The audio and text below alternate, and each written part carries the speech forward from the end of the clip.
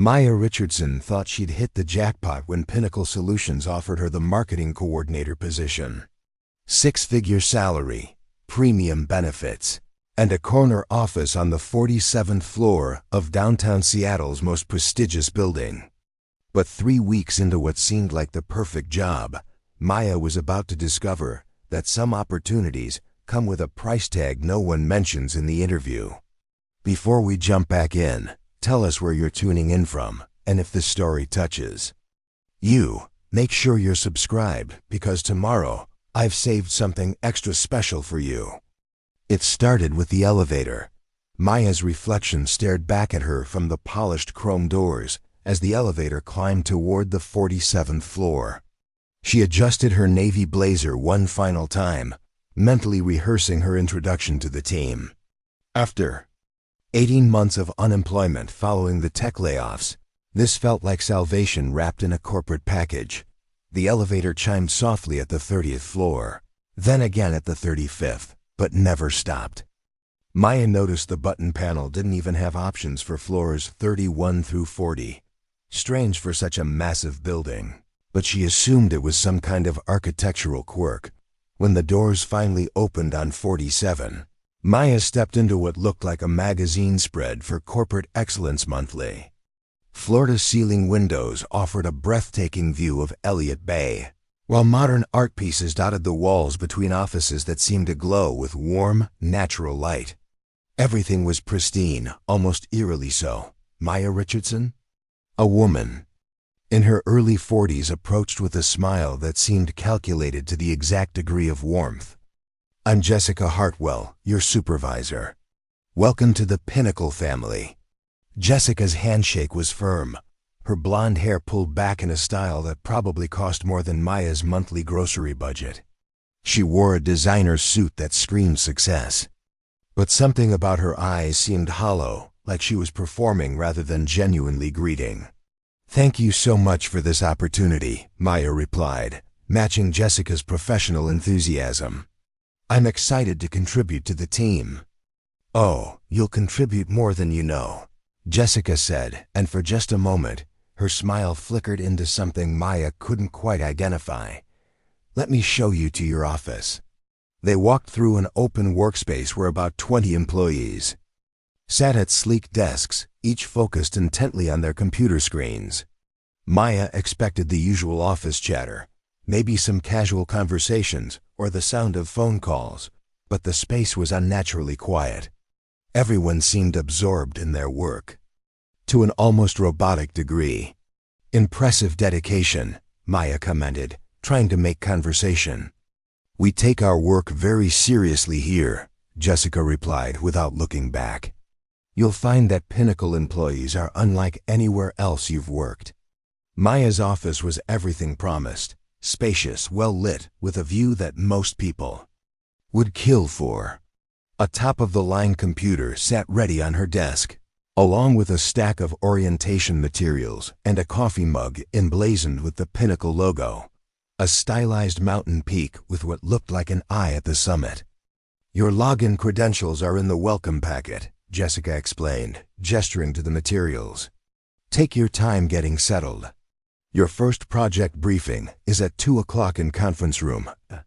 As Jessica turned to leave, Maya noticed something odd. Every employee she could see from her office window was typing in perfect synchronization, their fingers moving across keyboards in an almost rhythmic pattern. She blinked, thinking it was a trick of the light, but when she looked again, they were all working normally. Maya shook her head and focused on the orientation materials.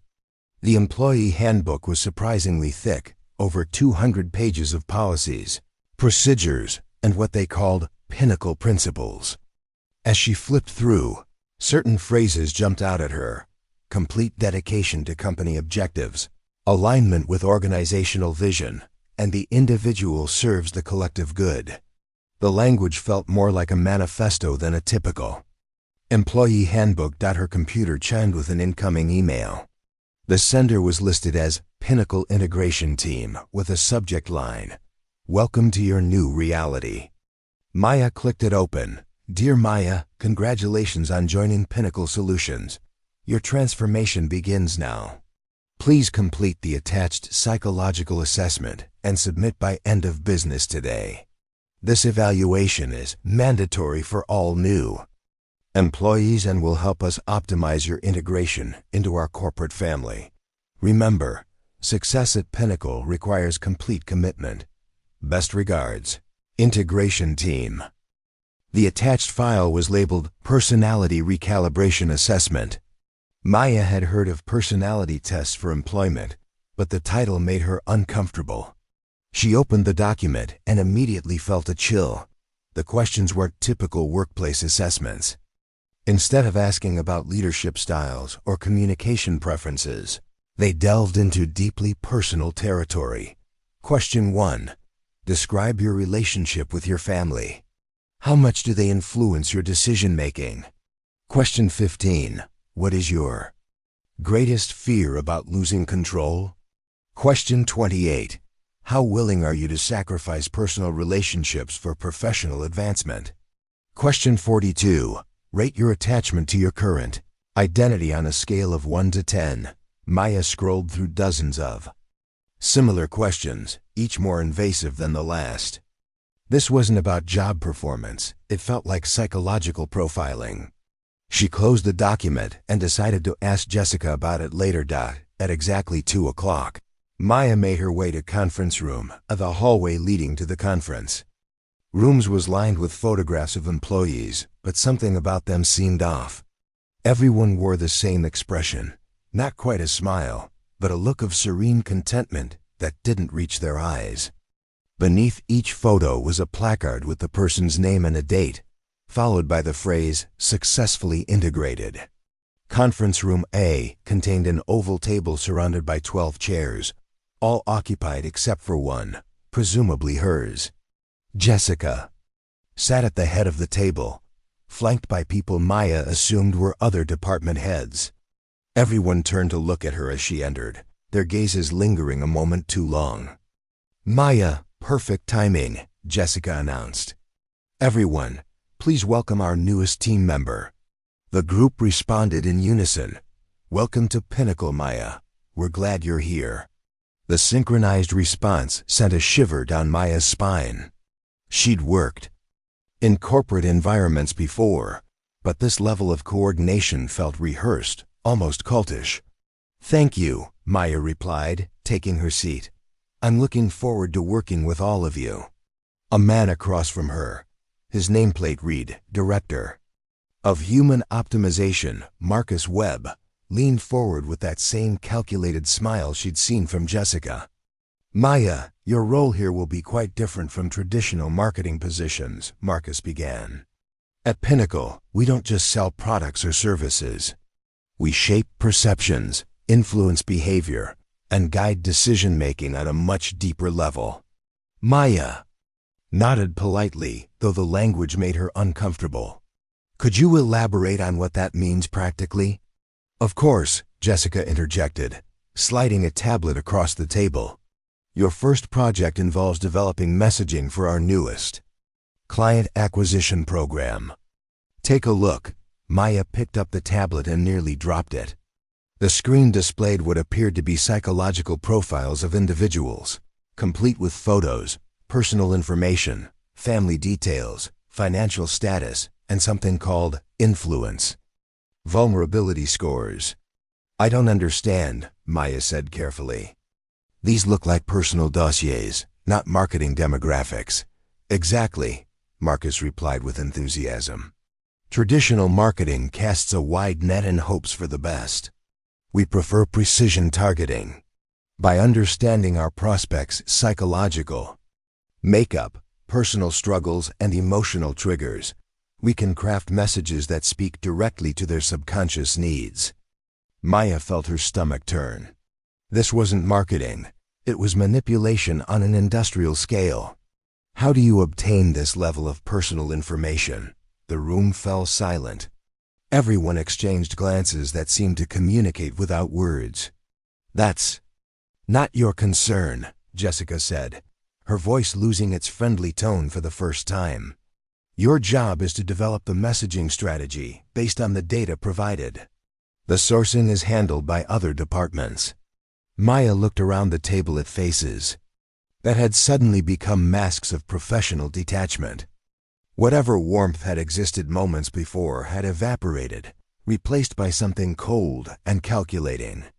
"I see," Maya said, though she didn't see it all. "And what kind of messaging are we developing exactly?" Marcus pulled up a presentation on the wall screen. The slides showed before and after photos of people, with accompanying text about life transformation and achieving true potential.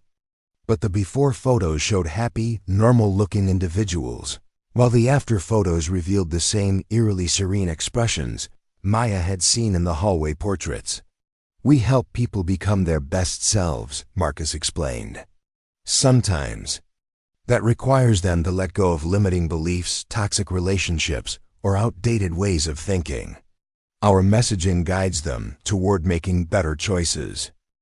Preparing and narrating this story took us a lot of time, so if you are enjoying it, subscribe to our channel. It means a lot to us.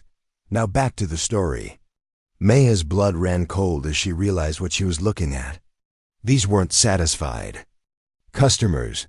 They were people who had been systematically isolated from their support systems and rebuilt according to Pinnacle specifications. "The beauty of our approach," Jessica continued, "is that our clients come to us willingly. They seek us out, pay us generously, and thank us for the privilege of transformation. It's a perfect system."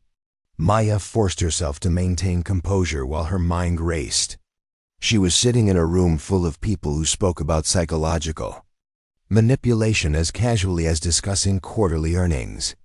Whatever Pinnacle Solutions really was, it wasn't a legitimate marketing firm. "This is certainly innovative," Maya managed. "I'll need some time to review the materials and develop appropriate strategies." "Of course," Jessica replied, her smile returning but not reaching her eyes. "Take all the time you need. Just remember, everything you've seen and heard today is covered under your non-disclosure agreement. Pinnacle takes confidentiality very seriously." The way she emphasized "very seriously" made it clear this wasn't just about protecting trade secrets. Maya nodded and gathered the materials, her hands slightly trembling. As she stood to leave, Marcus called out, "Oh, Maya, don't forget to complete your psychological assessment. Integration depends on it." The word integration hung in the air like a threat as Maya left the conference room. Walking back to her office, she noticed details that had escaped her attention earlier. Security cameras were positioned every few feet, their lenses tracking movement throughout the floor.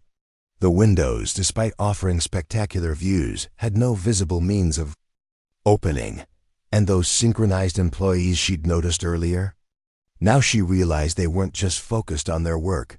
They were all running the same program on their screens, their mouse movements perfectly coordinated. Maya closed her office door and sat heavily in her chair, her mind reeling from what she'd discovered.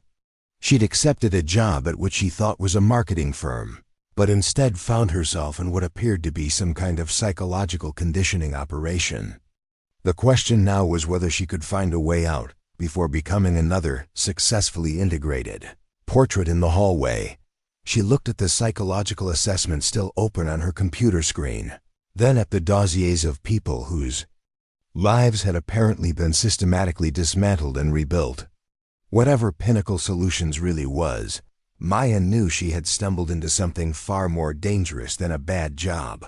The real question was, how many other new employees had sat in this same office, faced with the same choice between compliance and consequence? And what had happened to those who chose wrong? Outside her window, Seattle's skyline stretched toward the horizon, but for the first time since arriving, Maya felt completely trapped. The perfect job had become a perfect nightmare, and she was about to discover that some prisons are built with corner offices and six-figure salaries. Maya took a deep breath and made a decision that would change everything. Instead of completing the psychological assessment, she opened a new browser window and began researching Pinnacle Solutions from the inside. If she was going to escape this situation, she needed to understand exactly what she was up against. But as her fingers hit the keyboard, Maya noticed something that made her blood freeze. Her computer was running the same program she'd seen on everyone else's screens downstairs. Whatever system Pinnacle used to monitor and control its employees, it was already installed on her machine. The perfect job had become a perfect trap. And Maya was about to learn that some career opportunities come with strings attached. Strings that, once pulled, could unravel everything she thought she knew about choice, free will, and the price of success. Maya stared at her computer screen, watching the monitoring program run in the background while she pretended to work on legitimate marketing materials. Every keystroke, every mouse click, every website visit was being tracked and recorded. She needed to be smart about her investigation. During her lunch break, Maya decided to explore the building's other floors. The elevator still puzzled her. Those missing floors between 30 and 47 had to exist somewhere.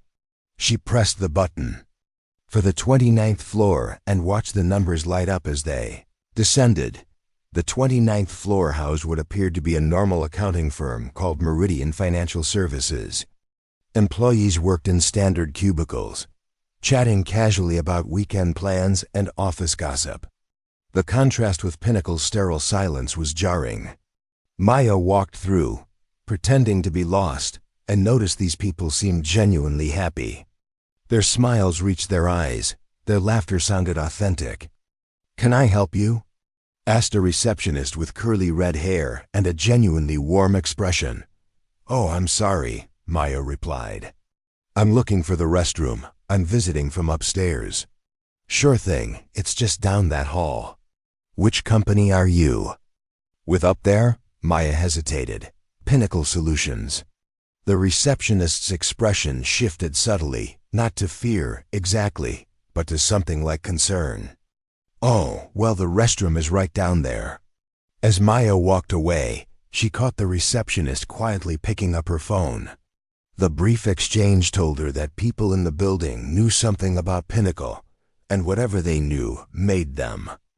Uncomfortable back on the 47th floor, Maya noticed that several colleagues had left their desks.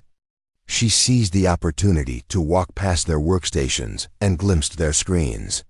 Each computer displayed the same interface, a program called Neuralink Integration Platform.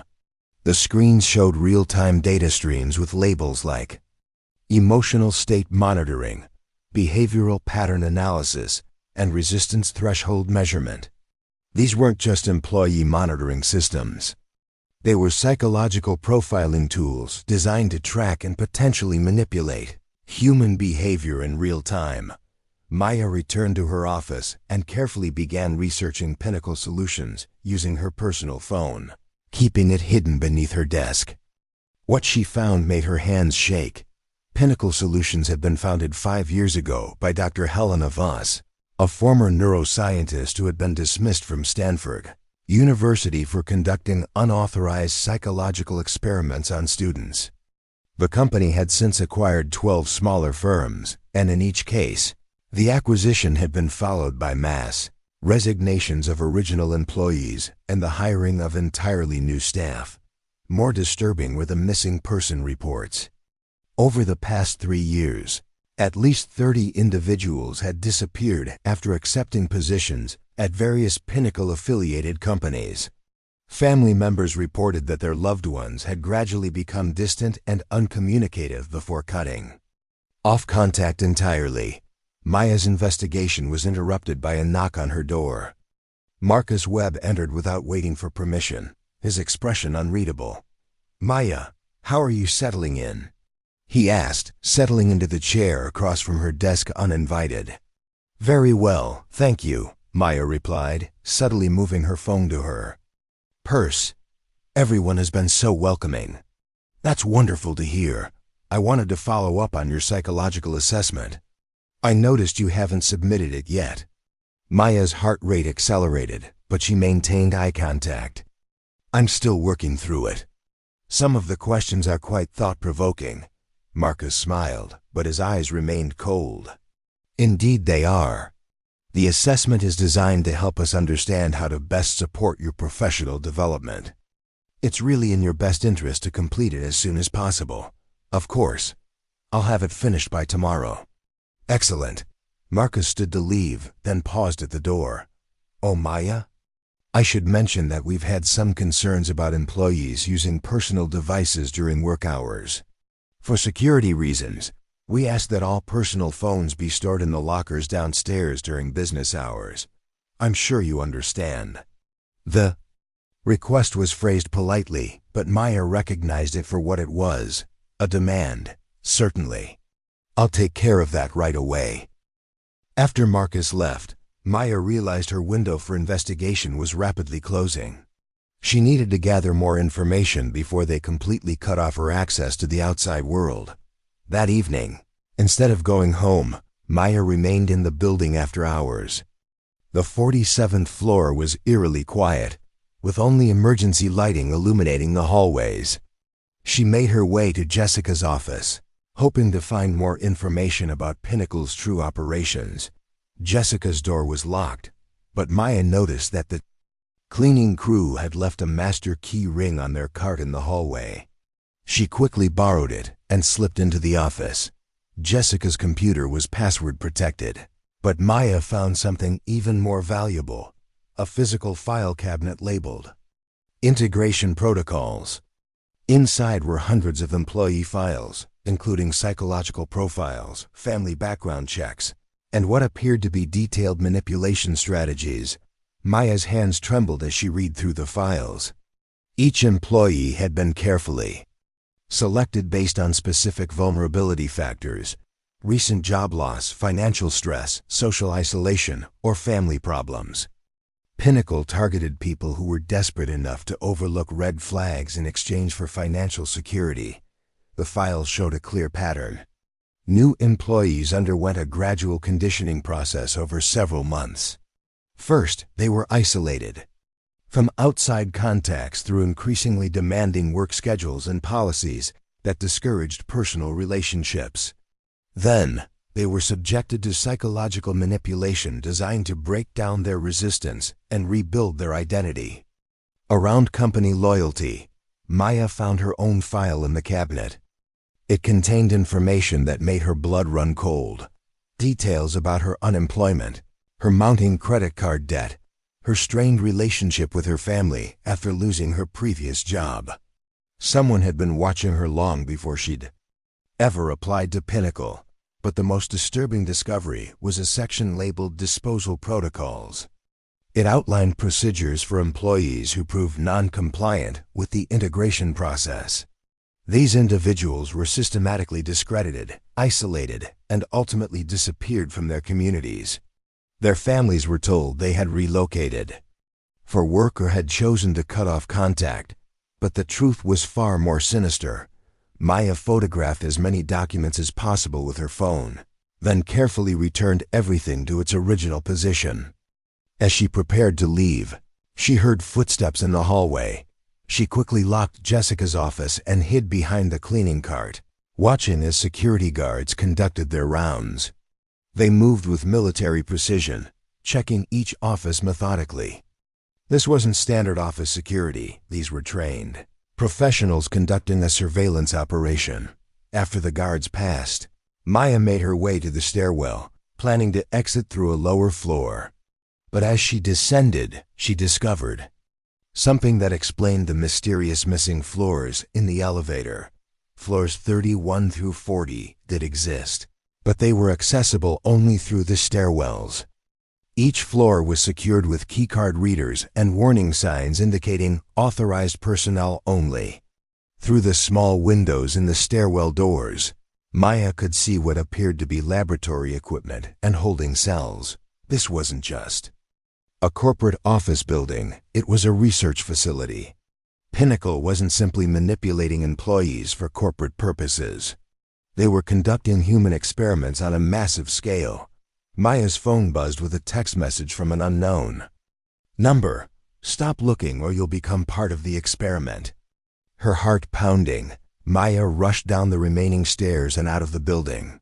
Someone had been watching her investigation, and now they knew she knew. Back in her apartment, Maya tried to process what she discovered. Pinnacle Solutions was operating a sophisticated psychological manipulation program, targeting vulnerable individuals and subjecting them to experimental conditioning. The missing floors in the building suggested they were conducting research that went far beyond workplace manipulation. But Maya faced a terrible dilemma. She had evidence of criminal activity, but no way to prove it without exposing herself to extreme danger. The warning text made it clear that Pinnacle had the capability to monitor and threaten people even outside their facilities. Maya spent the night researching Dr. Helena Voss and found academic papers describing her theories about collective consciousness engineering and voluntary behavioral modification. Voss believed that individual free will was an obstacle to social progress, and that sophisticated manipulation techniques could guide people toward making better choices for society. The papers were chilling in their clinical detachment. Voss wrote about human subjects as if they were laboratory animals, describing techniques for breaking down psychological resistance and rebuilding personality structures. Her research had been deemed unethical by the scientific community, but apparently she had found a way to continue her work through Pinnacle. As dawn approached, Maya realized she had two choices: complete the psychological assessment and submit to Pinnacle's conditioning process, or find a way to expose the operation and escape before they could silence her. The decision was complicated by a disturbing realization. The employee files had shown that several people who had tried to expose Pinnacle had simply vanished. Their families had been told they had chosen to relocate or had suffered mental breakdowns, but Maya now suspected they had become test subjects in those hidden laboratory floors. Maya's phone rang, startling her from her thoughts. The caller ID showed Jessica's name. "Maya, good morning." Jessica's voice was artificially cheerful. "I hope you're feeling well today. We're concerned because you missed your mandatory health screening yesterday." Maya didn't remember any health screening being mentioned. "I'm sorry, I wasn't aware of any appointment." "Oh, that's odd. It should have been in your calendar. Could you come in early today? We'd like to get this taken care of before the morning meeting." The request felt wrong. Maya suspected the health screening was another part of their conditioning process, possibly involving drugs or other medical interventions. "Of course," Maya replied, trying to sound compliant. "I'll be there within the hour." "Wonderful." "Oh, and Maya, please remember to store your personal phone in the lockers, as Marcus requested. Security is very important to us." After hanging up, Maya knew she was running out of time. Pinnacle was accelerating their timeline, probably because they suspected her investigation. The mandatory health screening was likely her last chance to maintain the appearance of compliance while planning her escape. Maya grabbed her laptop and the photos she'd taken of the employee files. If she was going to expose Pinnacle, she needed to get this information to someone who could act on it before she became another missing person statistic. But as she prepared to leave her apartment, Maya discovered something that changed everything. Her laptop had been remotely accessed during the night. Someone had installed the same monitoring software she'd seen at Pinnacle, and they had been tracking her research. Pinnacle hadn't just been watching her at work, they had been monitoring her at home as well. The perfect job had become perfect surveillance, and Maya was about to discover that some traps are designed to follow you wherever you go. The warning text had been right. She was already becoming part of the experiment, whether she liked it or not. Maya arrived at Pinnacle 30 minutes early, using the extra time to observe the building's security patterns from across the street. What she saw confirmed her worst fears. The building operated like a fortress, with guards monitoring every entrance and sophisticated scanning equipment checking everyone who entered or left. More disturbing was the observation that people entering the building moved normally, but Those leaving often displayed the same vacant, serene expression she'd noticed in the employee photographs. Whatever was happening inside wasn't just psychological conditioning, it was systematic. Personality alteration. Maya entered through the main lobby, noting how the security guard's eyes tracked her movement with professional intensity. The metal detector seemed more sophisticated than typical office security, and she suspected it was scanning for more than just weapons. "Good morning, Miss Richardson," the receptionist called out with that practiced smile. "Dr. Chun is waiting for you in Medical Suite B on the 35th floor." Maya's stomach dropped. She'd expected to meet with someone from HR, not a doctor. The medical screening was clearly more invasive than she'd anticipated. The elevator ride to the 35th floor felt longer than usual. When the doors opened, Maya found herself in what looked like a high-end medical facility, complete with examination rooms, diagnostic equipment, and the antiseptic smell of a hospital. Dr. Chun was a petite woman in her 50s with silver-streaked hair and the kind of calm demeanor that would normally be reassuring. But her eyes held the same calculating coldness Maya had learned to recognize in Pinnacle employees. "Maya, please come in." Dr. Chun gestured toward an examination room. "This is just a standard wellness check. We like to ensure all our employees are in optimal health." The examination room contained equipment Maya didn't recognize, devices that looked more like laboratory instruments than standard medical tools. A chair in the center of the room was equipped with restraints that Dr. Chun casually referred to as comfort supports. "I have to ask," Maya said carefully, "is this level of medical screening typical for office workers?" Dr. Chun's smile never wavered. "At Pinnacle, we believe in comprehensive care for our employees. Physical and mental wellness are interconnected after all." Maya noticed his IV stand next to the chair, already prepared with a bag of clear fluid. "What's the 4 for?" "Just some vitamins and supplements to boost your energy levels. Many of our new employees experience fatigue during their adjustment period." Maya's training in biology from college told her that vitamin drips weren't administered in office settings, and the setup looked more like preparation for anesthesia than a wellness check. "Dr. Chun, I'm actually feeling quite well today. Perhaps we could reschedule this for when I'm experiencing the fatigue you mentioned." For the first time, Dr. Chun's expression shifted. "Maya, this screening is mandatory for all employees. Company policy requires completion within your first month of employment." The word mandatory carried an implicit threat. Maya realized she was trapped between compliance and escalation, but she needed more time to plan her escape. "Of course," Maya said, forcing a smile. "I just want to understand the process better. As someone with a background in marketing, I'm naturally curious about procedures." Dr. Chun relaxed slightly. "The screening helps us identify any underlying stress factors or psychological barriers that might impact your work performance. The 4 contains a mild sedative and some compounds that help us get accurate readings from our diagnostic equipment." Maya's blood ran cold. They were planning to drug her and conduct some kind of psychological evaluation while she was incapacitated. This wasn't a medical screening. It was the beginning of the conditioning process she'd read about in the employee files. "That sounds very thorough," Maya replied, buying time while her mind raced. "Could I use the restroom first?"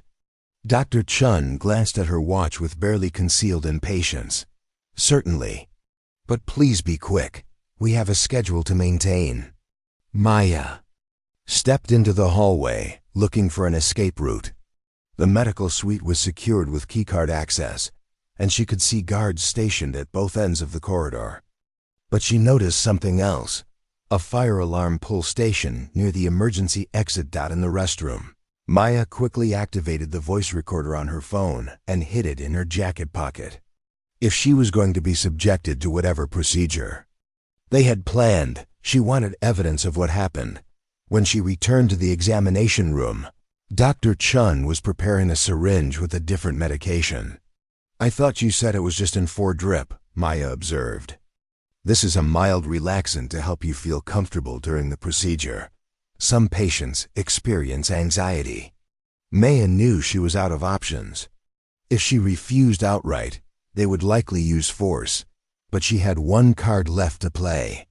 "Dr. Chun, before we begin, I should mention that I have a rare medical condition that affects how I metabolize sedatives. My previous doctor warned me about potential complications with certain medications." Dr. Chun paused, syringe in hand. "What condition?" Maya had gambled that Dr. Chun, despite her sinister intentions, would still follow basic medical protocols. "To avoid killing a patient accidentally. Pseudocholinesterase deficiency," Maya said, naming a real condition she remembered from her biology studies. "It affects how my body processes certain anesthetics. Without proper genetic testing first, sedatives could cause respiratory failure."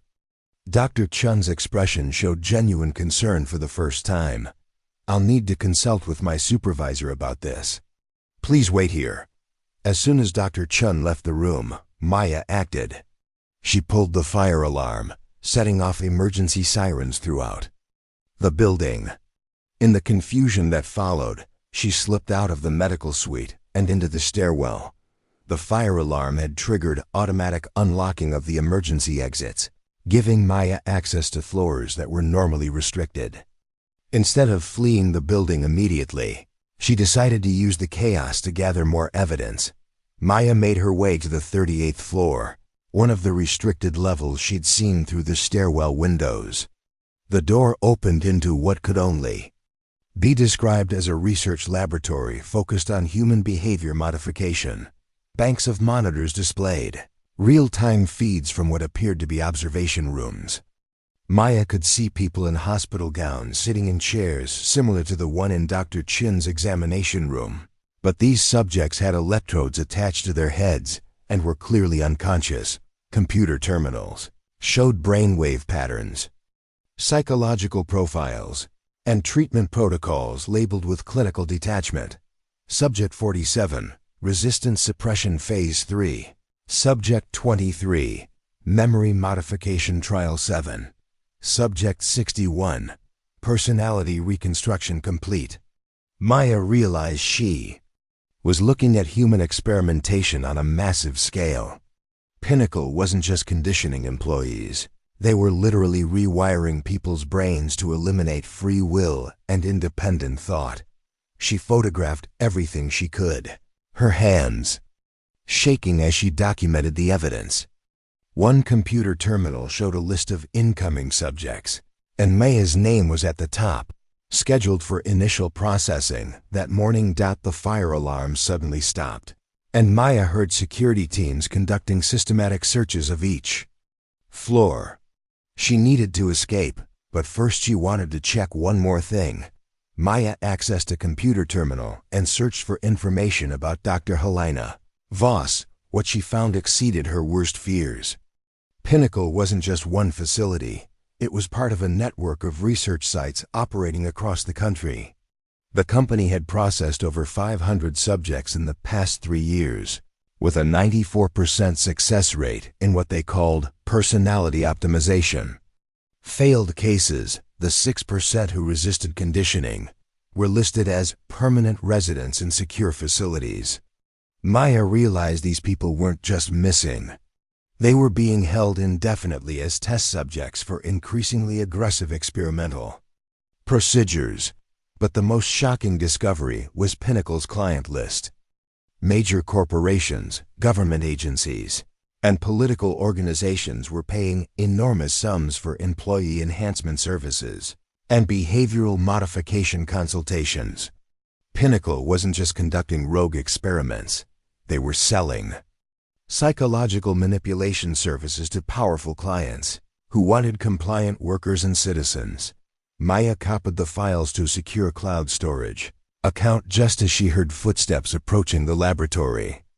She quickly made her way back to the stairwell, but found her escape route blocked by security guards. "Ms. Richardson," a familiar voice called out. Marcus Webb emerged from the shadows, flanked by two guards. "I'm disappointed. We had such high hopes for your integration." Maya backed against the stairwell wall, her mind racing for options. "People know where I am. If something happens to me, they'll investigate." Marcus smiled coldly. "Actually, no one knows where you are. According to our records, you called in sick this morning and mentioned you were considering relocating for personal reasons. Your family will receive a letter next week explaining that you've decided to start fresh somewhere new." The casual way he discussed erasing her existence made Maya's blood freeze. "You can't just make people disappear in broad daylight." "We've been doing exactly that for 3 years," Marcus replied.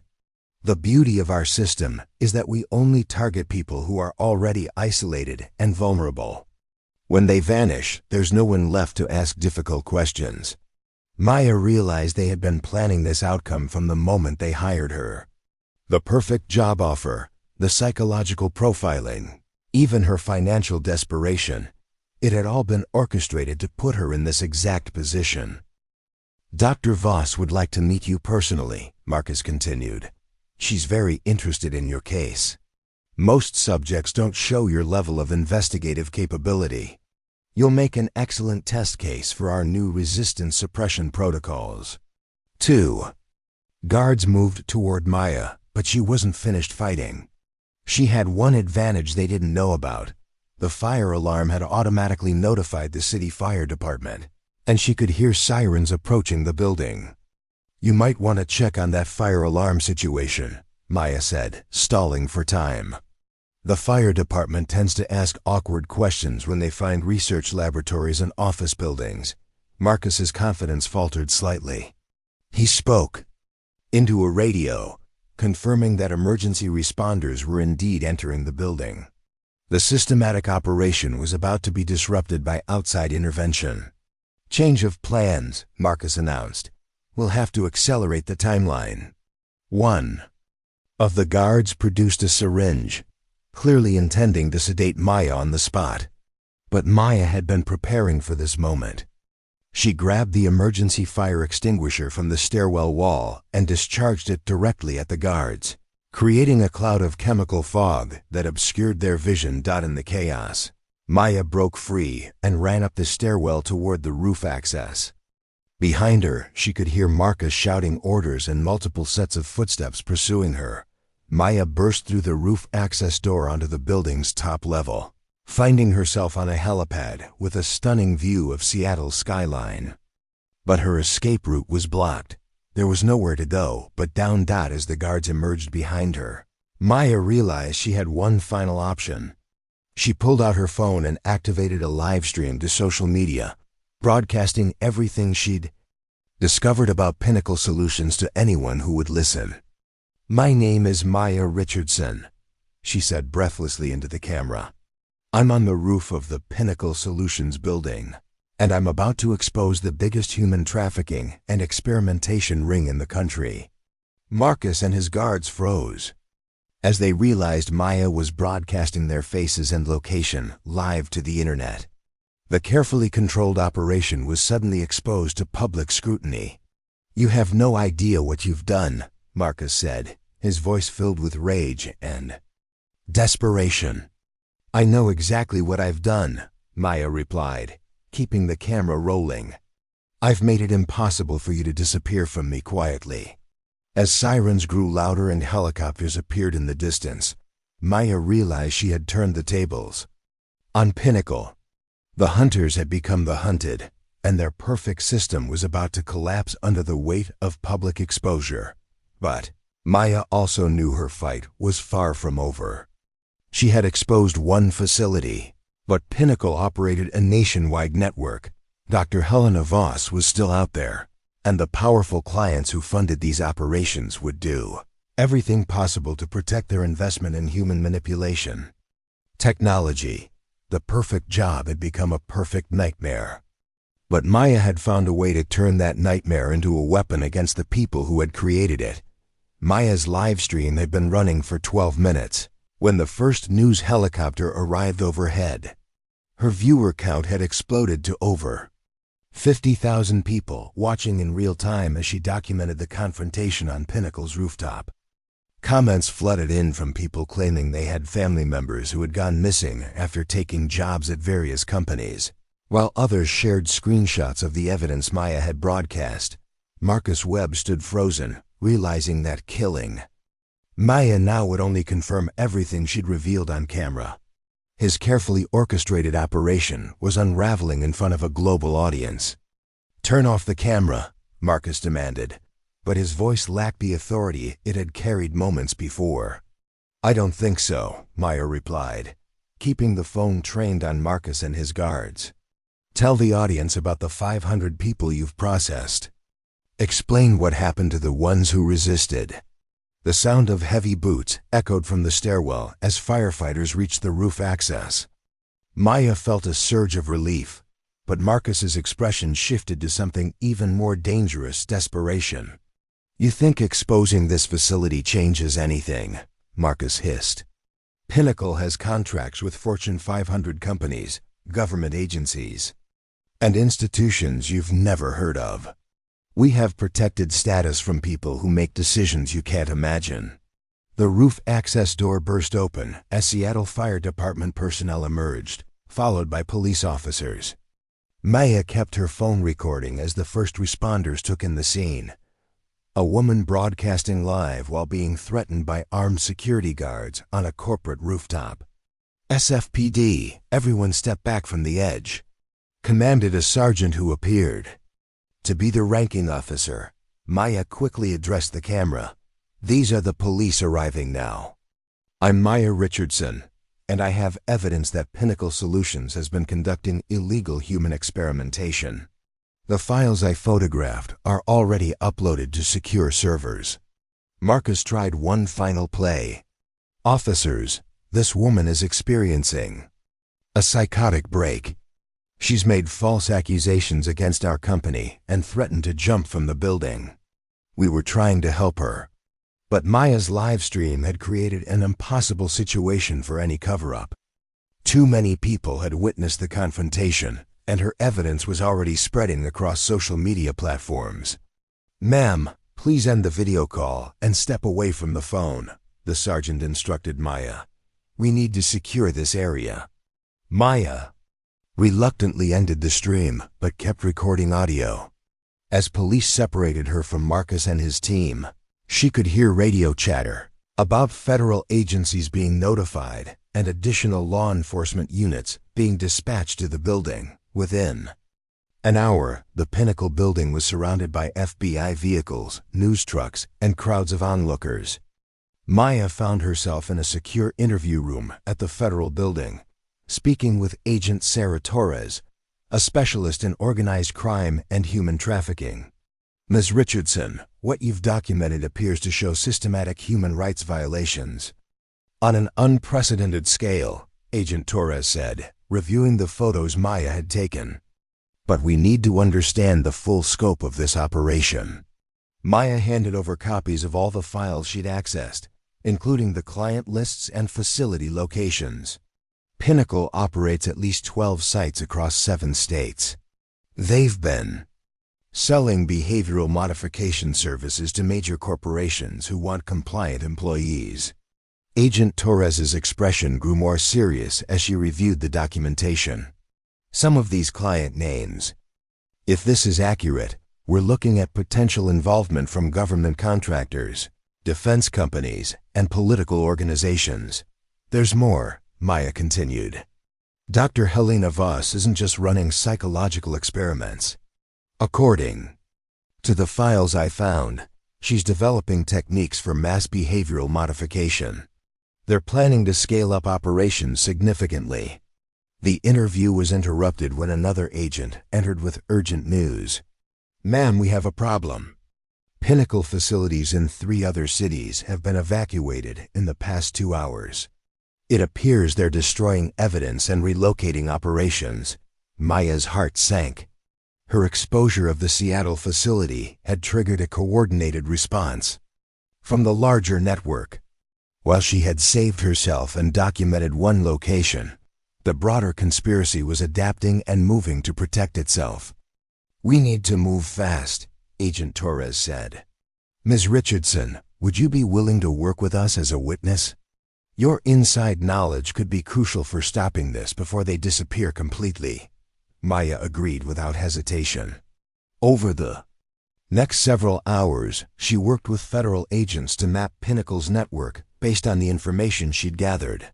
The scope was staggering. The organization had processed people from all walks of life, targeting everyone from struggling job seekers to professionals experiencing career difficulties. But as they worked, disturbing news continued to arrive. Pinnacle facilities were being abandoned faster than law enforcement could respond. Computer servers had been wiped clean, and many of the experimental subjects Maya had seen in the laboratory had been moved to unknown locations. Most concerning was the discovery that several key Pinnacle employees, including Dr. Helena Vos herself, had vanished without a trace. The organization appeared to have sophisticated contingency plans for exactly this type of exposure. "They're not just running a business," Agent Torres observed. "This is a sophisticated intelligence operation with resources and connections at the highest levels." Maya's phone buzzed with a text from an unknown number. "You've won a battle, but the war continues. We know where you live, where your family works, where your friends shop. Some games have consequences that last a lifetime." Agent Torres immediately ordered protective custody for Maya and her family members. The message made it clear that Pinnacle's network extended far beyond what they had documented, and that the organization had surveillance capabilities that remained active despite the exposure. That evening, as Maya sat in a secure federal facility, she watched news coverage of her story spreading across national media. Her live stream had been viewed millions of times, and investigative journalists were already following up on the leads she had provided. But the victory felt hollow.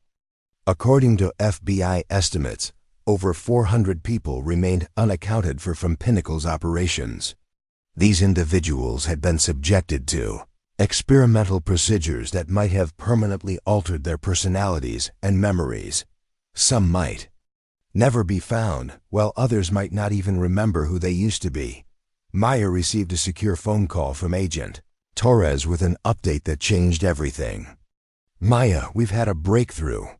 One of the Pinnacle facilities didn't complete their evacuation in time. We've recovered computer servers with intact data, and more importantly, we found 23 people who were being held as experimental subjects." Maya felt a surge of hope. "Are they okay?" "Physically, yes. Psychologically, it's complicated. Some have been subjected to memory modification procedures. They don't remember their previous lives or families. Others are in various stages of what Pinnacle called personality reconstruction." The news was both encouraging and heartbreaking.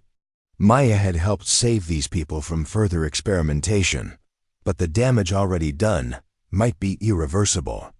"There's something else," Agent Torres continued. "One of the recovered subjects is someone you know, David Kim, another new employee who started at Pinnacle 2 weeks before you." Maya remembered David from her brief time at the company. He had seemed nervous and out of place, asking questions. That suggested he was also suspicious of Pinnacle's operations. "Can I speak with him?" Maya asked. "He's been asking for you specifically. The doctors think seeing a familiar face might help with his recovery." Maya met David at a secure medical facility where the recovered subjects were receiving treatment. He looked physically healthy, but his eyes held a confused, distant quality that reminded her of the employees she'd seen in Pinnacle's hallway photographs. "Maya," David's voice was uncertain. "I remember you from somewhere, but everything is fuzzy. They keep telling me I worked at a marketing company, but I remember laboratories and machines and people in white coats." Maya sat beside him, choosing her words carefully. "David, you were very brave. You were investigating something dangerous, and you helped expose people who were hurting others. I don't remember being brave, David replied sadly. I don't remember much of anything clearly. The doctors say some of my memories might come back, but others are probably gone forever. Maya realized she was looking at what her own fate might have been. If she hadn't discovered Pinnacle's true nature when she did, if she had submitted to their health screening, she might be sitting in David's place, struggling to piece together fragments of her former identity. The conversation was interrupted by Dr. Elizabeth Harper, the neurologist overseeing the recovered subject's treatment. Ms. Richardson, I'm glad you're here, Dr. Harper said. Mr. Kim has been more responsive since you arrived. We're hoping that familiar faces and voices might help trigger memory recovery. Doctor, what exactly did they do to these people? Maya asked. Dr. Harper's expression was grim. Pinnacle was using a combination of pharmaceutical intervention, electromagnetic stimulation, and psychological conditioning to literally rewrite neural pathways. They were attempting to erase existing personality structures and replace them with artificially constructed identities optimized for compliance and productivity. The clinical description of what amounted to psychological murder made Maya feel sick. Is recovery possible?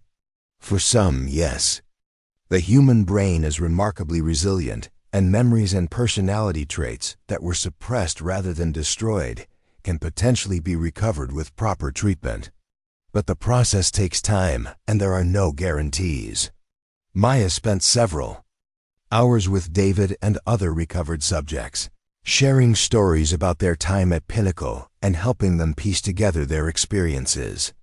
Some showed signs of memory returning, while others remained trapped in the artificial personalities that had been imposed on them.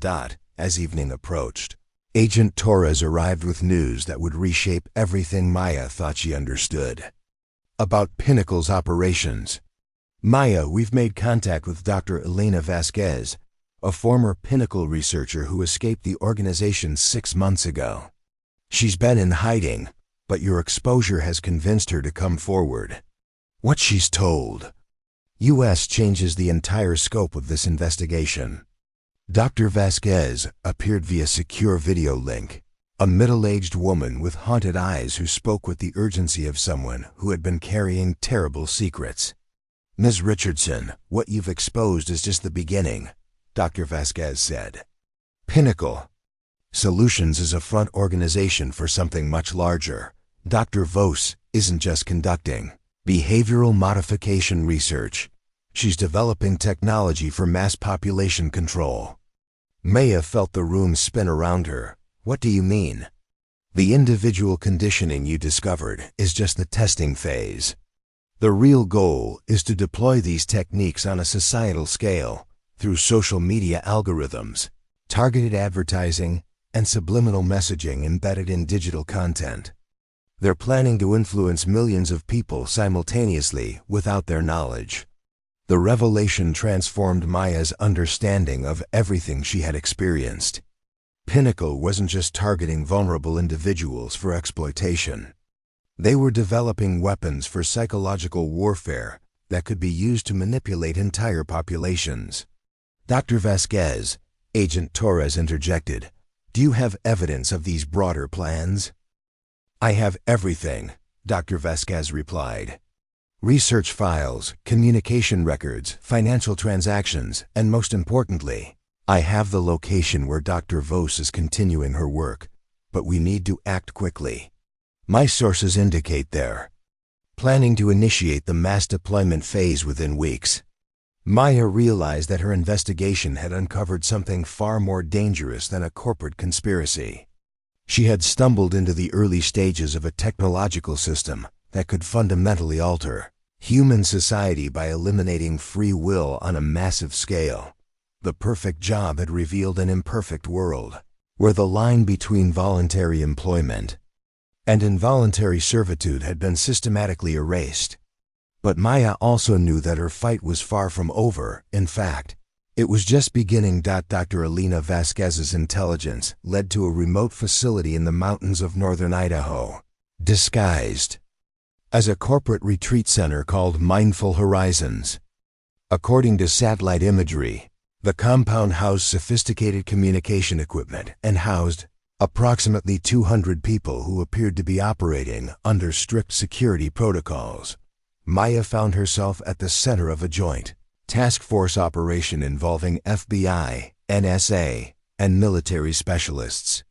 Her unique understanding of Pinnacle's methods made her invaluable for planning the intervention, despite the obvious dangers of involving a civilian in such an operation. The timing is critical, Dr. Vasquez explained during the mission briefing.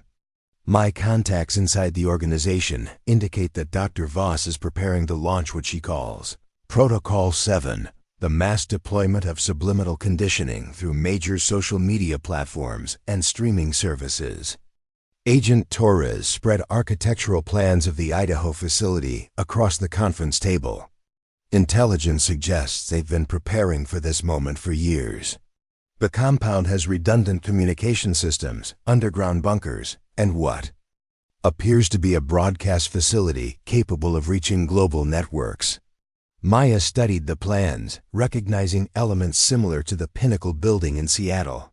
Based on what I saw in their research files, they've been beta testing individual conditioning techniques to perfect the algorithms for mass deployment. Every person they've processed has provided data to refine their methods. Which means, Dr. Vasquez added grimly, that every victim of their experiments has contributed to making the mass deployment more effective. They've been using human suffering to optimize tools for controlling human behavior on an unprecedented scale. The weight of that realization settled over the room. Maya thought about David Kim and the other recovered subjects. Knowing that their trauma had been harvested to create weapons against millions of innocent people, military strategist Colonel James Morrison outlined the tactical challenges. The compound is heavily fortified and isolated. Traditional assault approaches risk allowing them to complete their broadcast before we can stop them. We need intelligence from inside the facility. Maya surprised everyone with her next statement. I can get inside. They don't know that I've been working with law enforcement. To them, I'm still an escaped subject who could potentially be recaptured and processed. Agent Torres immediately objected. Absolutely not. The psychological risks are enormous, and we can't guarantee extraction if something goes wrong. But I'm the only one who understands their conditioning protocols well enough to recognize and resist them, Maya insisted. And more importantly, I can identify the key personnel and systems that need to be neutralized. Dr. Vasquez supported Maya's proposal. She's right. Pinnacle security is designed to keep people in and keep outsiders out, but they wouldn't expect someone to voluntarily return after escaping. Maya could pose as a confused subject seeking help, which would get her inside without triggering their defensive protocols. After hours of debate, the task force developed a plan that would place Maya inside the facility as an undercover operative while coordinating with a simultaneous multi-agency assault. Maya would be equipped with advanced surveillance equipment and a direct communication link to the external team. 3 days later, Maya approached the Mindful Horizons facility alone, dressed as a disheveled traveler claiming to be lost and confused.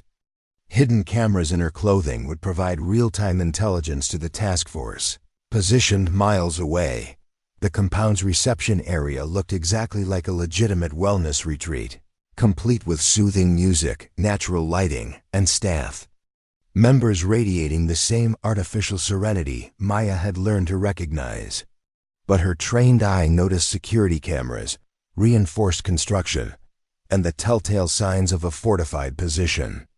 I think I was supposed to come here, Maya told the receptionist, carefully affecting the confused demeanor of someone whose memories had been partially erased. I was working somewhere. A tall building in Seattle. But everything is mixed. Up in my head. The receptionist's eyes lit up with recognition, and Maya knew her gamble had worked. Within minutes, she was being escorted through the facility by 2 staff members who treated her with the cautious care reserved for valuable but unpredictable assets. Don't worry, one of them said soothingly. Dr. Voss will be so pleased that you found your way back to us.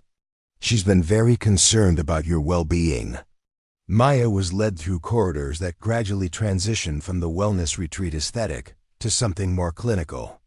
She passed laboratories filled with computer servers, communication equipment, and monitoring stations displaying data streams that appeared to track online activity across multiple platforms. The scope of the operation was staggering. Through her hidden camera, Maya transmitted images of systems that were clearly designed to inject subliminal content into digital media consumed by millions of people daily. Social media feeds, video streaming, online news, and even mobile game applications were being used as delivery mechanisms for psychological conditioning. Maya was eventually brought to Dr. Helena Voss herself, a woman in her 60s with sharp features and eyes that seemed to evaluate everything in terms of data points and experimental variables. She examined Maya with the detached interest of a scientist studying an interesting specimen. Maya Richardson, Dr. Voss said, consulting. A tablet, Subject 501. You've provided us with fascinating data about resistance, patterns, and highly intelligent individuals. Your escape was actually quite valuable for refining our security protocols. Maya forced herself to remain calm while being discussed like a laboratory animal. I'm confused about what happened to me. I remember working at a marketing company, but also laboratories and experiments. Nothing makes sense anymore. Dr. Voss smiled with what might have passed for maternal warmth, if not for the coldness in her eyes. That's perfectly normal. Memory integration after advanced conditioning can take time. But don't worry, we're going to help you find clarity. Maya was assigned to a private room that looked comfortable but was clearly a holding cell. However, the facility staff had made a critical error. They assumed her confusion was genuine and didn't implement the full security protocols used for conscious prisoners. That evening, Maya used her access to explore the facility and gather intelligence. For the task force, what she discovered exceeded every worst-case scenario they had discussed. Dr. Voss wasn't just planning to deploy subliminal conditioning through existing platforms. She had developed agreements with major technology companies to integrate her psychological manipulation algorithms directly into their core systems. Social media platforms would optimize content not just for engagement, but for behavioral modification. Streaming services would embed subliminal messages in entertainment content. Even search engines would be programmed to gradually influence users' decision-making processes. The target wasn't just American citizens. Pinnacle had international partnerships that would allow global deployment of their conditioning systems. Within months, billions of people worldwide would be subjected to subtle but persistent psychological manipulation designed to make them more compliant, productive, and controllable. Maya transmitted detailed intelligence about the facility's layout, security systems, and operational timeline back to the task force. Protocol 7 was scheduled to launch in less than 48 hours, beginning with a test deployment across the Pacific Northwest before expanding globally. But Maya's investigation was interrupted when she encountered someone unexpected in the facility's lower levels, Marcus Webb, her former supervisor from the Seattle facility. He was overseeing the final preparations for Protocol 7, coordinating with teams of technicians who were fine-tuning the deployment systems. Subject 501, Marcus said when he spotted Maya in the corridor. I wondered when you would find your way back to us. Maya maintained her confused persona. Marcus, I remember you from somewhere. Were you at the marketing company? Marcus smiled coldly. Still playing games, I see. Did you really think we wouldn't monitor your communications with federal law enforcement? We've been tracking your every move since you left Seattle. Maya's blood ran cold as she realized her cover had been blown. Pinnacle had been aware of her undercover mission from the beginning, which meant the entire task force operation had been compromised. Dr. Voss is very interested in studying your resistance patterns under controlled conditions, Marcus continued. Your escape provided valuable data, but now we need to understand the deeper psychological mechanisms that allowed you to maintain independent thought despite our conditioning attempts. Maya was escorted to a laboratory where Dr. Voss was waiting, with equipment that looked far more sophisticated than anything she had seen in Seattle. This wasn't just about individual conditioning. It was about perfecting techniques that would work on resistant subjects who might threaten their larger operation. Maya, you represent a fascinating challenge, Dr. Voss explained as technicians prepared restraints and monitoring equipment. Less than 2% of our subjects maintain the level of cognitive independence you've demonstrated. Understanding what makes you different will help us eliminate similar resistance in the general population. Maya realized she was about to become the final test subject in a system designed to ensure that no one would ever be able to resist psychological manipulation again. But she also knew that the task force was positioned to intervene, and her intelligence had given them everything they needed to stop Protocol 7. As the conditioning equipment was activated, Maya felt electromagnetic pulses beginning to affect her cognitive function. But instead of fighting the effects, she allowed herself to appear increasingly compliant while maintaining mental clarity through techniques Dr. Vasquez had taught her. Excellent, Dr. Voss observed, watching Maya's apparent submission on her monitoring equipment. We're seeing rapid compliance indicators. The resistant subject is integrating with our conditioning protocols.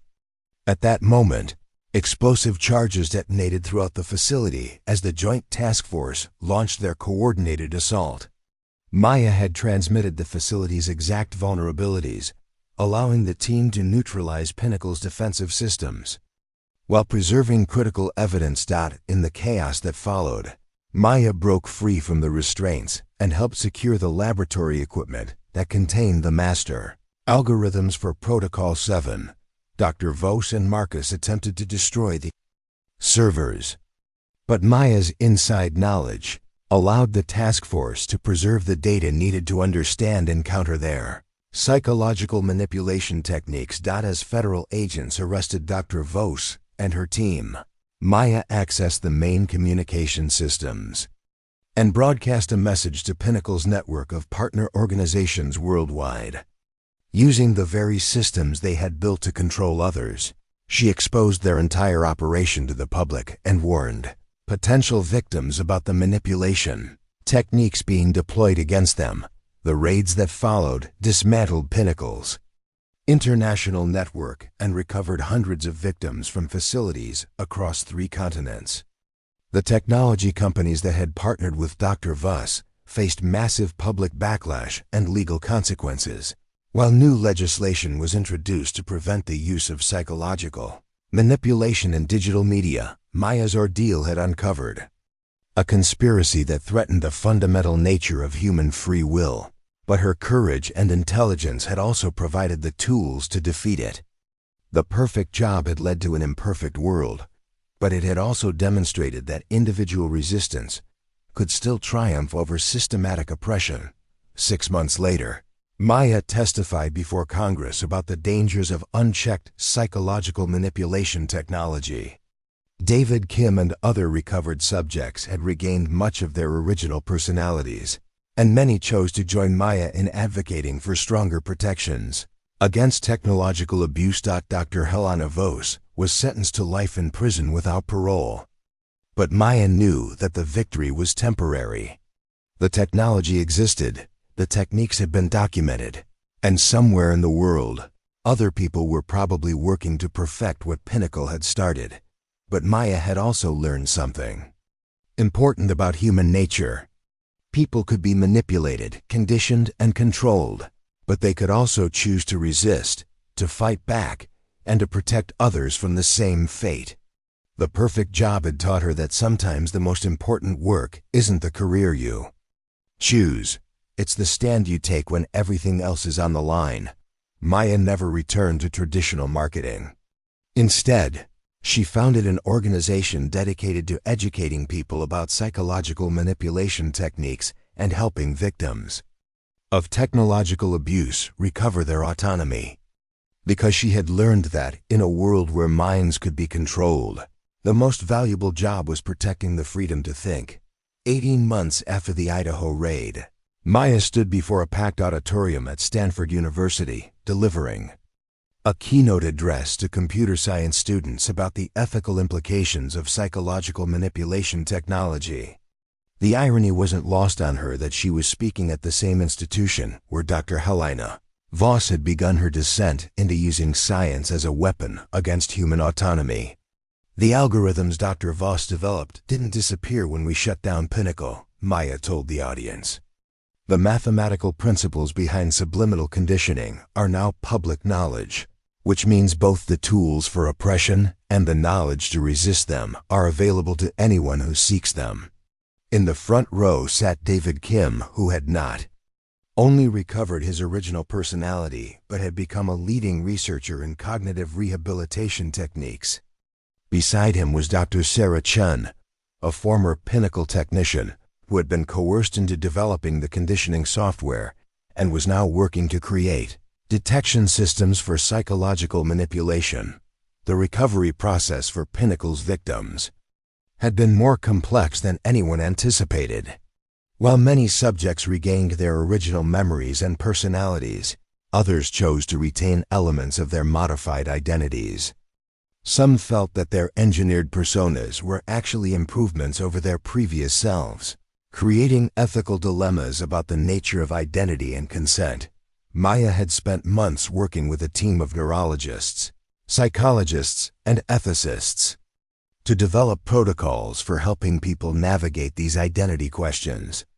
The work had led to breakthrough research in understanding how memories and personality traits could be artificially modified and, more importantly, how those changes could be reversed when desired. We discovered something unexpected, Maya continued. Her presentation. The human mind is far more resilient and adaptable than Dr. Voss believed. Even people who underwent extensive conditioning retained what we call shadow memories, traces of their original selves that could be recovered with proper treatment.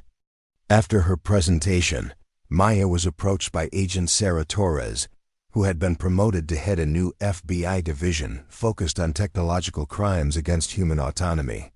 The cases they investigated had grown increasingly sophisticated as other groups attempted to replicate or improve upon Pinnacle's methods. Maya, we have a situation, Agent Torres said quietly. 3 universities have reported unusual patterns in their psychology research programs. Students and faculty are showing signs of behavioral modification similar to what we saw with Pinnacle subjects. Maya felt the familiar chill of recognition. Are we looking at copycat operations? Possibly, but these are more subtle. Instead of kidnapping people and subjecting them to overt conditioning, someone is using legitimate academic research as cover for experimental manipulation. Volunteers think they're participating in standard psychological studies, but they're actually being subjected to advanced conditioning techniques. Maya had feared this development. Shutting down Pinnacle had eliminated one organization, but the underlying technology and techniques had spread to other groups with similar goals. Worse, these new operations were learning from Pinnacle's mistakes, making them harder to detect and stop. What's the timeline? Maya asked. We think they've been operating for at least 6 months. The conditioning is subtle enough that subjects don't realize they're being manipulated until the process is well advanced. By the time we identify victims, significant personality changes have already occurred. Maya agreed to consult on the investigation, but insisted on bringing David Kim and Dr. Chun as part of the team. Their inside knowledge of conditioning techniques and recovery processes would be crucial for identifying and helping new victims. The investigation led them to prestigious research institutions across the country, where graduate students and faculty members had been gradually recruited into what appeared to be cutting-edge psychology experiments. But Maya's trained eye recognized the patterns immediately: the isolation techniques, the gradual erosion of outside relationships, and the subtle personality modifications that made subjects more compliant and less likely to question authority. The new organization called itself Cognitive Enhancement Institute, and it was run by Dr. Richard Blackwood, a former colleague of Dr. Voss, who had disappeared shortly before the Pinnacle raids. Unlike Voss's heavy-handed approach, Blackwood had developed methods that made subjects believe they were voluntarily choosing to modify their behavior and thought patterns. "It's actually more insidious than what Pinnacle was doing," Dr. Chun observed as they reviewed case files. Voss's victims knew they were being coerced, which created psychological resistance that could be overcome.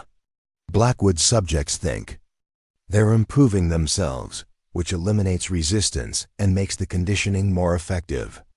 Maya realized they were facing an evolved form of the same threat. Where Pinnacle had used force and deception, the Cognitive Enhancement Institute used manipulation and false consent. Subjects genuinely believed they were choosing to participate in self-improvement programs, making them much less likely to resist or seek help. The investigation revealed that Blackwood had learned from Pinnacle's mistakes in other ways as well. Instead of operating large, centralized facilities, he used a distributed network of small research labs embedded within legitimate institutions. Instead of targeting desperate job seekers, he recruited idealistic students and academics who were already motivated to participate in psychological research. Most cunningly, Blackwood had positioned his organization as a legitimate alternative to Pinnacle's methods. He publicly criticized Dr. Voss's coercive techniques while promoting what he called ethical enhancement, psychological modification that subjects requested and consented to. Maya and her team spent weeks infiltrating the Cognitive Enhancement Institute's recruitment process. Maya posed as a graduate student researching cognitive optimization, while David and Dr. Chen provided technical support and monitored her condition for signs of manipulation. What they discovered was a sophisticated operation that gradually escalated its interventions over time. Initial sessions appeared to be standard psychological assessments and self-improvement exercises. But as subjects became more involved, they were exposed to increasingly invasive techniques disguised as advanced therapeutic methods. The key insight came when Maya recognized that Blackwood wasn't trying to create compliant workers like Dr.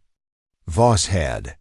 Instead, he was developing what he called enhanced academics, researchers and intellectuals whose creativity and intelligence were preserved but whose ethical reasoning and independent thinking were systematically undermined. "He's creating brilliant people who can't question authority," Maya explained to Agent Torres. "They maintain their technical skills and intellectual capabilities, but they lose the ability to recognize when they're being used for harmful purposes." The implications were terrifying. Blackwood was essentially manufacturing accomplished professionals who would unknowingly serve whatever agenda he chose to pursue. Unlike Pinnacle's obvious victims, these enhanced academics would appear successful and competent while secretly functioning as unwitting agents of manipulation. Maya's team developed a plan to expose Blackwood's operation by documenting the conditioning process from the inside. Maya would undergo the initial stages of enhancement while her colleagues monitored her psychological state and gathered evidence of the manipulation techniques being used. The process was more sophisticated than anything Maya had experienced with Pinnacle. Instead of crude brainwashing, Blackwood used subtle psychological techniques that gradually shifted subjects' reasoning patterns without triggering conscious awareness of the changes. Maya found herself participating in exercises that seemed designed to improve critical thinking skills, but she gradually realized they were actually training her to accept certain assumptions without question. Discussion groups that appeared to encourage intellectual debate were actually structured to reinforce specific viewpoints, and discouraged challenging certain authority figures. Most insidiously, the enhancement process included regular progress evaluations that used sophisticated psychological profiling to identify and target individual vulnerabilities. Maya watched other subjects gradually lose their ability to question the program's methods, even as they remained capable of complex intellectual work in their academic fields. After 3 weeks of documentation, Maya and her team had gathered enough evidence to expose Blackwood's operation. But they faced the same challenge they had encountered with Pinnacle. Many of the victims didn't realize they were victims and would resist being rescued from a program they believed was helping them. The solution came from an unexpected source. Dr. Elena Vasquez, the former Pinnacle researcher who had helped expose Dr. Voss, had been working on techniques for helping people recognize when they were being psychologically manipulated. Her research suggested that enhanced subjects could regain their independent thinking if they were presented with specific types of evidence about their conditioning. Working with Dr. Vasquez, Maya's team developed an intervention protocol that could help enhanced academics recognize the changes in their thinking patterns. Instead of confronting them directly about being manipulated, they provided tools for self-assessment that allowed subjects to discover the conditioning themselves. The intervention was deployed simultaneously across all of Blackwood's research sites. Enhanced subjects were given psychological self-assessment tools, disguised as standard academic exercises. As they worked through the assessments, many began to recognize the subtle changes in their reasoning patterns and started questioning their involvement in the enhancement program. The operation successfully exposed Blackwood's network and helped dozens of academics recognize and overcome their conditioning. But Maya realized that this cycle would continue indefinitely as long as the underlying technology existed. New organizations would emerge to exploit it for their own purposes. This realization led Maya to make a crucial decision about her future. Instead of simply responding to each new threat as it emerged, she would work to create systemic protections against psychological manipulation technology. Maya founded the Institute for Cognitive Liberty, a research organization dedicated to developing both defensive technologies and educational programs to help people resist psychological manipulation. The Institute brought together former Pinnacle victims, reformed researchers, and ethical technologists to create tools for protecting human autonomy in an age of sophisticated influence operations. David Kim became the Institute's Director of Victim Services, developing protocols to help people recover from various forms of psychological conditioning. Dr. Chun led the Technical Research Division, creating detection systems that could identify subliminal manipulation in digital media and other platforms. Dr. Vasquez established the Institute's education program, teaching people to recognize and resist manipulation techniques in their daily lives. Her work showed that most psychological manipulation relied on people being unaware that they were being influenced, and that education about these techniques could provide significant protection. The Institute's most important work involved developing international standards for ethical psychological research and technology development. Maya testified before Congress, the United Nations, and technology companies about the need for stronger protections against psychological manipulation in digital platforms and research settings. 5 years after her experience with Pinnacle, Maya reflected on how a desperate job search had led her to discover a threat that most people never knew existed. The perfect job had been a trap, but it had also been the key to protecting millions of people from sophisticated psychological warfare. Maya's story had become a cautionary tale taught in business schools, psychology programs, and technology companies around the world. But more importantly, it had sparked a global conversation about the ethics of psychological influence and the importance of protecting human autonomy in an increasingly connected world. The threat hadn't disappeared. Sophisticated influence operations continued to emerge in new forms. But Maya had helped create a framework for recognizing and resisting these threats, ensuring that future victims would have the tools and support they needed to maintain their independence. Standing in her office at the Institute for Cognitive Liberty, Maya looked out at Seattle's skyline and thought about all the people who were still searching for the perfect job. She hoped that her work had made the world a little safer for people who, like her, just wanted a chance to build a better life. The perfect job had taught Maya that sometimes the most important work isn't the career you plan, it's the mission you discover when you're brave enough to stand up for what's right. And in a world where minds could be controlled, the most valuable job was protecting the freedom to think for yourself.